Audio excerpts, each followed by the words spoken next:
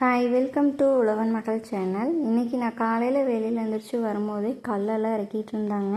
இது எதுக்காகன்னு பார்த்தீங்கன்னா, நாங்கள் வெளியில் ஒரு சின்னதாக ஒரு ஆல்ட்ரேஷன் பண்ணலான்னு சொல்லிட்டு இந்த வேலை ஃபுல்லாக முடிட்டும் நான் உங்களுக்கு வீடியோவே எடுத்து போடுவேங்க. கல்லோடு இறக்குன உடனே எம் சாண்ட் பி சாண்டும் கொண்டு வந்து இறக்கிட்டு போயிட்டாங்க. நான் இந்த வீடியோவை கேப்சர் பண்ணிவிட்டு என்னுடைய வேலையை ஸ்டார்ட் பண்ணுறதுக்காக போயாச்சுங்க. இன்றைக்கி டின்னருக்கு வந்து கம்பு தோசை சுடலான்னு சொல்லிட்டு கம்பும் அரிசி உளுந்தம் பருப்பு ஊற வச்சுருந்தேன். இன்றைக்கி ஃப்ரைடே, ஸோ வீடெல்லாம் வலிச்சுடலான்னு அந்த வேலையும் ஸ்டார்ட் பண்ணிட்டேங்க. வலிச்சு விட்டுட்டு குளிச்சுட்டு வந்து சர்க்கரை பேக் பண்ணுறக்கும் ஸ்டார்ட் பண்ணியாச்சும். அத்தையும் ஒரு அக்காவும் தோட்டத்தில் கொஞ்சம் வேலை இருந்ததுன்னு போயிருந்தாங்க. அவங்க வந்து மதியானம் வந்திருந்தாங்க. ஸோ 5 கிலோ பேக்கிங்கெல்லாம் தேர்ந்துருச்சு. ஸோ அதையும் பேக் பண்ணி முடிச்சுட்டு ஈவினிங் வந்து சமையல் பண்ணுறக்கு என்ட்ரி ஆகியாச்சுங்க. இன்றைக்கி நம்மளுடைய கடலை எண்ணெயில் தக்காளி குருமா ஸ்டார்ட் பண்ணலாங்க.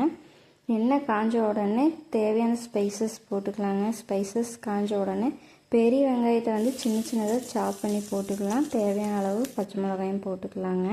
இப்போ வெங்காயம் வந்து பொன்னிறம் ஆனோடனே கருவேப்பிலையும் போட்டுக்கலாம்.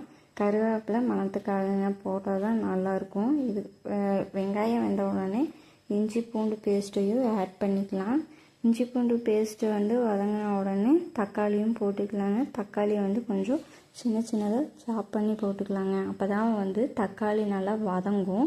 இப்போ தேவையான அளவும் உப்பு போட்டால் தான் வந்து சீக்கிரம் தக்காளி வெந்து வரும். தக்காளி வந்து எண்ணெய் பிரிஞ்ச அளவுக்கு நல்லா வதக்கி விட்டுக்கலாங்க. இந்த அளவுக்கு நல்லா வதங்கி வரும்போது நான் வீட்டிலேயே ரெடி பண்ணி வச்ச குழம்பு மிளகாய் தூள் தாங்க போட்டேன். நீங்கள் இருந்தால் போடுங்க, இல்லைன்னா சாம்பார் பொடி கூட போட்டுக்கலாம். அப்புறம் தேவையான அளவு மஞ்சள் தூளும் போட்டு ரெண்டையும் மிக்ஸ் பண்ணி விட்டுக்கலாங்க. நம்மளுக்கு என்ன கன்சிஸ்டன்சி வேணுமோ அந்த அளவுக்கு வந்து தண்ணி ஊற்றிக்கலாங்க.